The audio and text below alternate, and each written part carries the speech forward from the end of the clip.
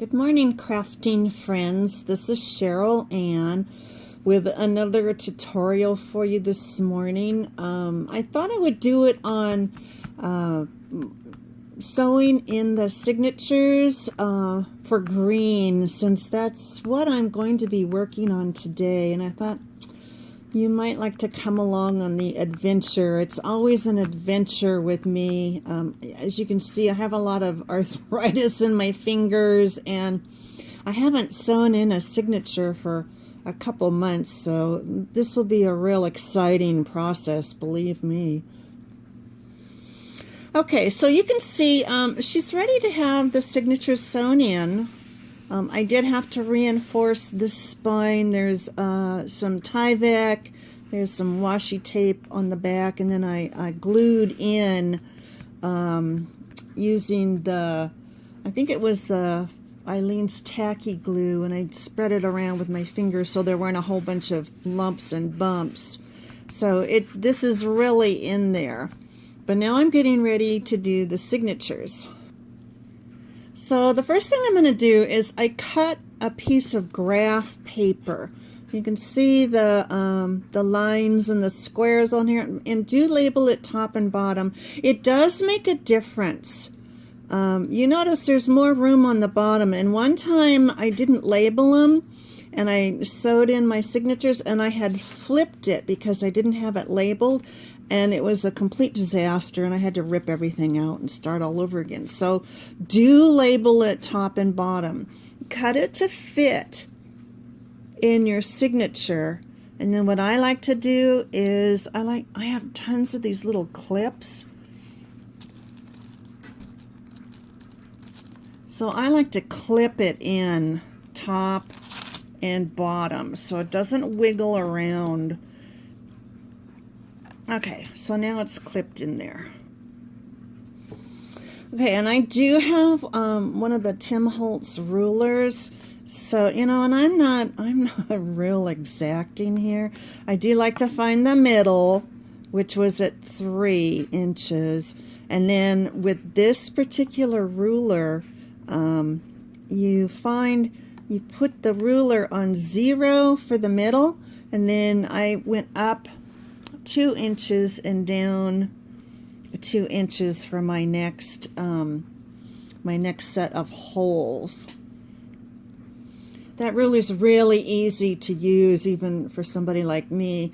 Then what I did with the dots is, the reason that you can use this graph paper is I just put the dots on the lines, and then I just followed them. I just followed the lines down. So that's pretty easy. Like I said, I'm not real good on measuring. Okay, the next thing you're going to need is you're going to need an owl. It's AWL, and it's the pokey stick. You're going to need this. Another thing you're going to need an old book, and this is one I had gutted. And you can see here, you put this underneath the book that you're going to be making your signatures with, because you're going to be poking holes through it. So, you know, this was my kitchen table.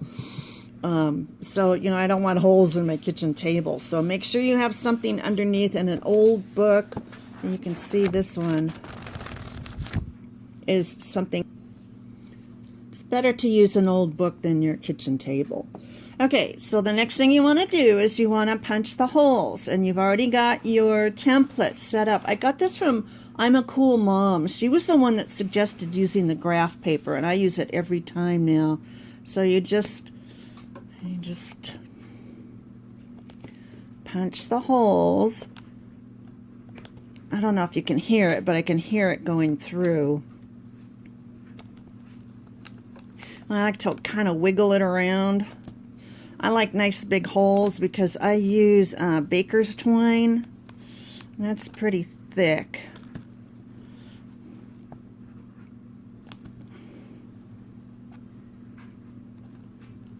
Okay, so ta-da!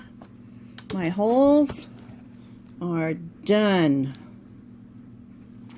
Okay, and what I like to do now is I'll just stand it up, and I'll just make sure that those go through to the other side, because you have to be able to see You have to be able to see those. See, look how much bigger that top row is now that I went over it again. I'll try to keep this on the camera.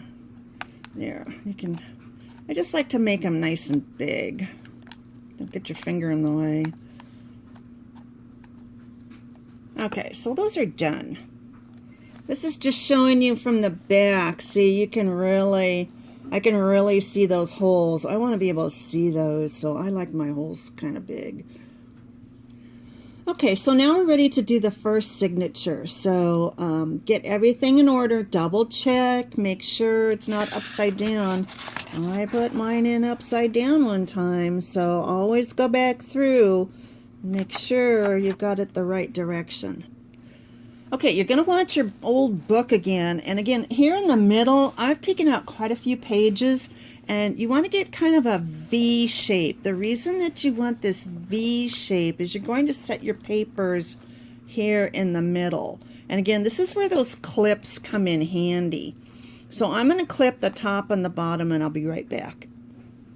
Okay, so the next thing you want to do is you want to take that template and you want to lay it in the middle of your signature. And I like to fold it up, make sure it's in the middle, make sure these holes, I'm only going to use the center holes.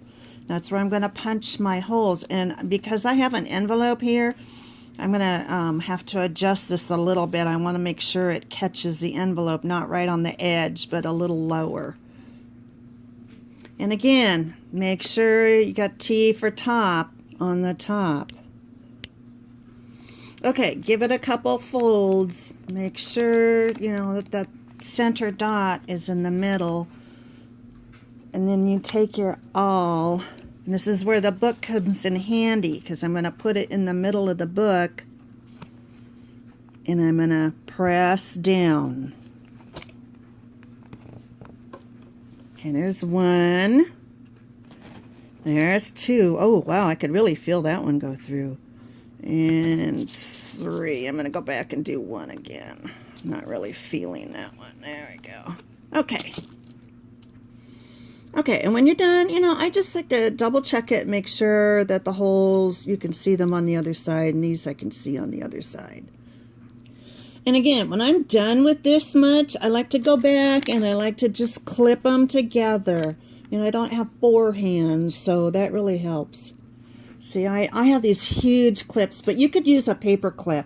Just something to keep your pages in place so they don't start sliding and scooting around.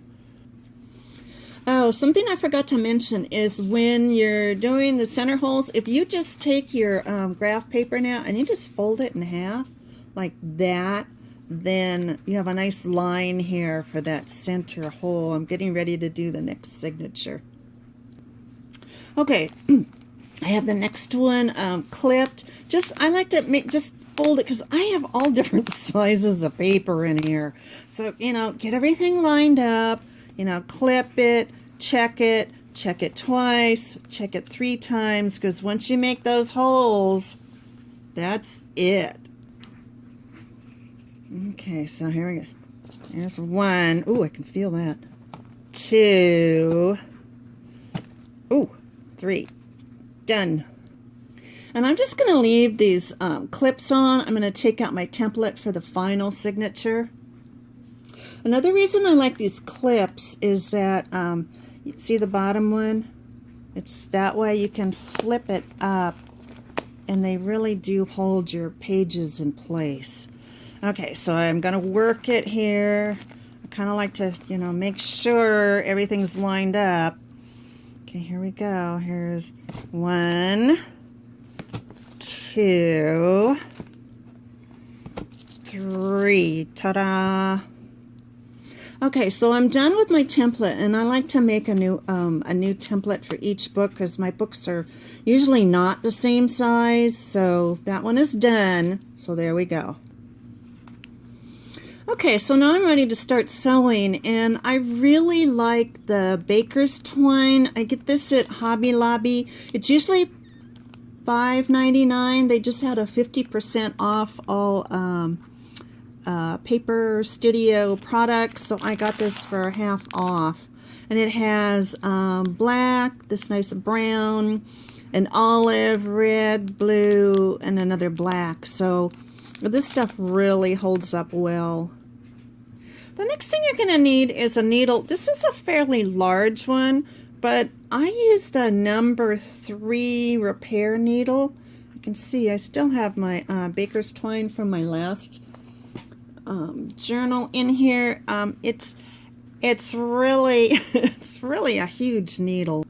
I just measured it, and this one is actually over 2 inches long, but it also has the big eye. And for somebody my age, because I'm 65, I don't like to admit it, I need that because I can't see the tiny needles. And you know what? They're too small to do this. You really need a large needle.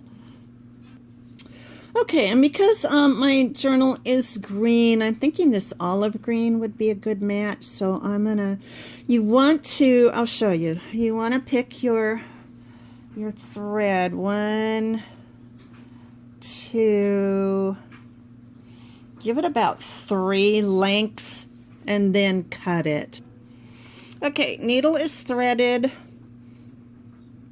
and it's 3 lengths of the length of the book. So now I'm going to start sewing.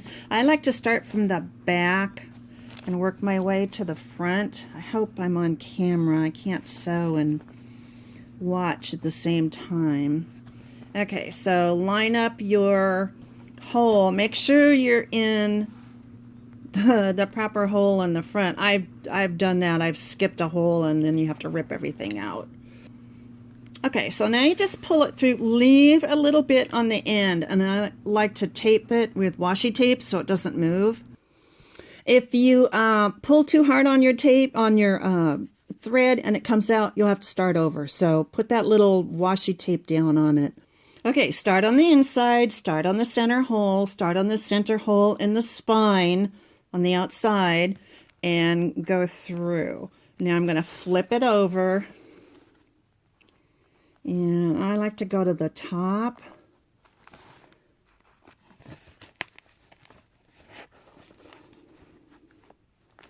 And back through. Okay, and you're going to pull it. Oops, where am I? You're going to pull it. And make sure it doesn't get stuck on anything. Okay, pull it all the way through. Make sure it's nice and tight. Then I like to go down to the bottom. I'm sure you guys have all seen videos on this. I'm not the only one. You can watch. It's like I said, I'm a Cool Mom. I think Lindsay Zanor, I think she has one. They're pretty much my mentors. Everything I learned from them. So they're great. They're great gals, and they have tutorials too. Okay, so pull it tight. If it gets caught, you're going to have to stop and kind of unravel it, which is what I'm going to do now.